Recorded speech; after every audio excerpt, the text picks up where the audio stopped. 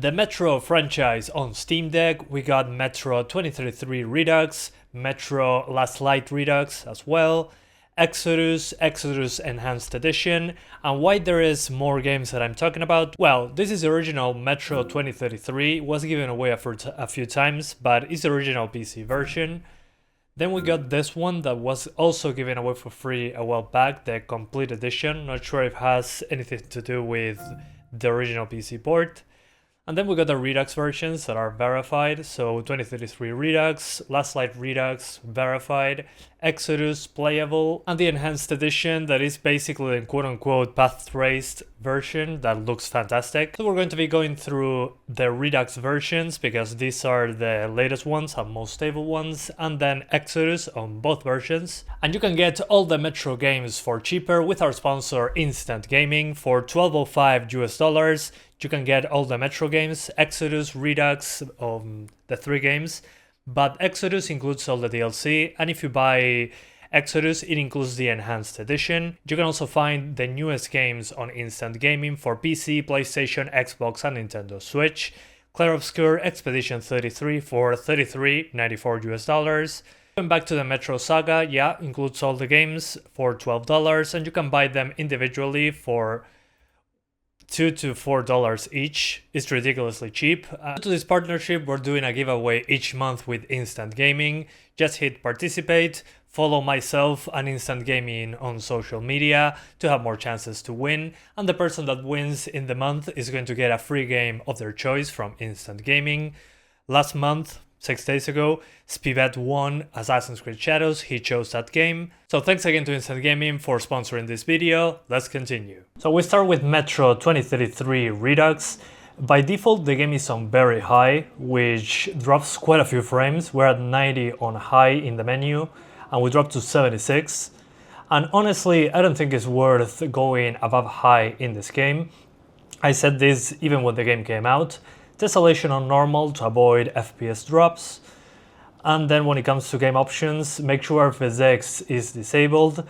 But my main issue with this game is that it didn't carry over my save file because there's a Linux version, actually a native Linux version. So being a native Linux version, maybe the saves are not compatible or they don't sync on the same place.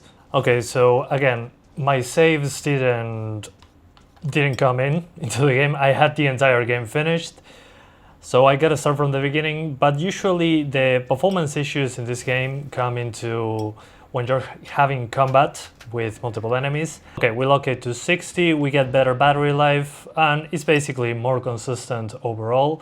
But as you can see in this part, there will be enemies coming, and when enemies come in a good amount of numbers, that's when the game suffers the most. So I apologize, but it didn't carry over my save for some reason. It's probably because, again, it's a native Linux port, which is rare, but I did it. Gigachats. You can also use Proton if you want to. But as you can see there, as I get into combat with enemies, while my flashlight is on, it can drop into the mid-50s. But again, this is not the norm, it's not like this across the board. But I think 60s is a more realistic way to play it when it comes to the game itself. So yeah, the game is fantastic, it's just sometimes it'll drop into the 50s. You can also turn off tessellation if you want consistent 60s without those small drops into the 50s. Or you can lock it to 45 and have even more battery life. So yeah, this one is fantastic. I highly recommend it if you enjoy Metroid. Maybe you played Last Light or Exodus. This is a great game.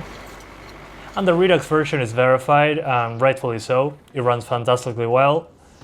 So let's jump into the next one. When it comes to Metro Last Light Redux, same as before, high instead of very high. Motion blur, personally don't like it. For this one, tessellation, I disable it. It's a little bit more aggressive when it comes to performance in comparison to the previous game. On this one, I don't have the issue that I lost my saves. I have everything. Alright, so I'm here now. Luckily, again, this one does have my cloud save. And it's also a Linux version, native Linux version of the game. Not using Proton over here, which is good to see. Again, pretty damn rare, especially for this time period. And as you can see here that there's more cobwebs. It drops, but again, it's to be expected. That's why I'm showing you this area in particular. Let's go grab the shotgun. There's the shotgun. Oh, I knew it was coming. Bong. There we go. A free shotgun. Gotta wipe the mask though. What a great bunch of games. I love the Metro franchise. I finished it a couple times already, but it never ceases to amaze me what they built.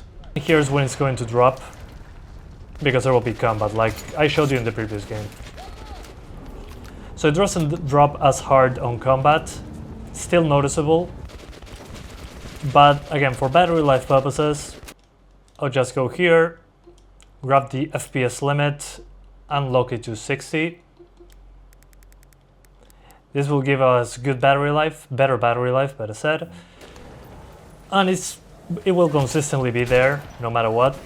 The game won't care what you're doing, it will stay at 60. Maybe sometimes it drops into the upper 50s, but again, generally speaking, it's completely fine.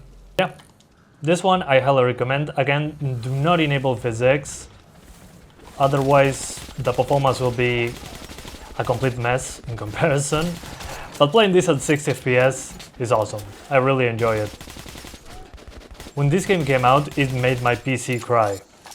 I'm talking about quite a few years ago. For Metro Exodus, the non-enhanced edition, the non-RTX one, 1152 by 720. Then motion blur, you cannot disable it, unfortunately. Medium settings. And basically no tessellation nor ray tracing, HDR on, shading rate at 0.9x. I'm very late into the game right now. This is on purpose because this part runs much worse than the rest of the game, at least in my experience. And my target here is actually 40 to 45 FPS. You can also tweak the sharpness by using 1152 by 720. So there's some FSR1 going on over there. And with HDR, I gotta say, in my opinion, looks pretty damn good. Especially on the bright things, like the sights on your gun. But again, medium settings, not high. High was a little bit too much. But if you want to play on high, you can lock it to 30 FPS. At least, again, in this location. The thing with medium settings is that there are some missing effects, such as the reflection on the water over here. It doesn't reflect.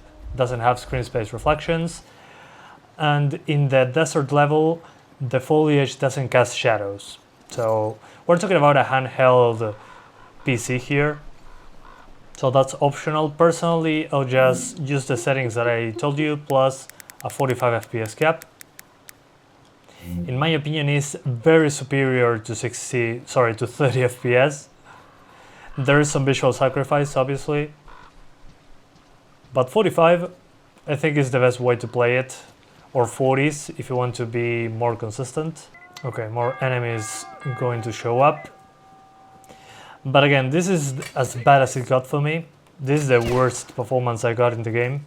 I've been playing this game for a long time. And usually here is when it suffers the most. Again, no ray tracing, medium settings, but you get a very, very responsive game. Maybe this game for you is all about graphics. Well, if you can have an in-between, I think it's a good thing. But already this looks fantastic on the smaller screen. Just 1152 by 720 I think is the best way to do it. Very quickly, the 30 FPS configuration, high settings, so you got the reflections and all that nice stuff. DX12, shading rate at 0.9 plus HDR. Okay, so I came back here on high settings, 800p, game looks way sharper, has better draw distance, better shadow resolution, all that jazz. And we also have those screen space reflections that were missing before. So yeah, if you wanted reflections, now you got them. But again, you gotta sacrifice the frame rate for this. So if you don't mind 30 FPS, well, this is another option if you want better graphics, especially in the desert location, you're going to notice it the most. And finally, Metro Exodus Enhanced Edition. On this one, we basically have ray tracing whether we like it or not. It looks fantastic, but what about the Steam Deck? Well, I forced 600p so I can control the sharpness from here at the bottom, which looks pretty good. Medium quality, which matches the medium settings in the normal game. Ray tracing, you got normal, high and ultra, but you cannot turn on the reflections for ray tracing unless your game is on the ultra quality. When you hit ultra quality, you can choose if you want screen space reflections or ray trace reflections. So yeah, just going to high settings destroys the frame rate. So we gotta go for medium at this resolution. With ray tracing either on high or normal, it seems to be more raised, so it looks higher resolution. And when it comes to the rest of the things, something like this. Well, what do you get by jumping into this version of the game? You get basically global illumination. So when the light hits the surface, it bounces and it illuminates things like in real life. As an example here, the flashlight. As it's lighting up the room, if I turn it off, that light disappears. It takes a few seconds for it to adjust because it has to bounce the rays around. And performance, as you can probably notice, is significantly worse than the previous game, despite us using the medium preset. So not only you lose resolution, no screen space reflections at all, you also have a way lower frame rate. Doing this is the nice global illumination, but that's about it. The thing is, the resolution is so low that I don't think it matters much when it comes to ray tracing. There's very few rays, and the higher the resolution, the more rays are going to be fired, basically. So this looks fantastic, don't get me wrong. But the frame rate, I mean, this is just for fun. For science, better said. The game should probably be on low, which looks even worse, and with normal ray tracing. So there you get 30 FPS, a bit worse global illumination, but there's still global illumination. And it does look fantastic. But again, I think just playing the normal game without ray tracing makes more sense, especially when it comes to Steam Deck. But I'm surprised that it actually works the way it does. Also, the lights from the helmets of these enemies are actually also contributing to the global illumination, funnily enough. So, I mean, it's a great effect. I love that they included it, but if you're a Steam Deck player, I'll just play the normal version. Makes a lot more sense, runs a lot better, and you don't sacrifice draw distance, resolution, frame rate, all that. But it's nice to see ray tracing. I cannot wait for the Steam Deck too. So anyway guys, that's the Metro franchise on Steam Deck. I hope you enjoyed it as much as I did revisiting it now on the Steam Deck OLED. There's also a Steam Deck LCD version that I did with this, like a couple of years ago, I think. And the game's improved, definitely. And well, would I recommend the Metro franchise? Definitely play 2033 Redux and Last Light Redux, then play Exodus at 45 or 30 with better visuals and resolution. And I'll see you guys next time. Bye guys, thanks for watching.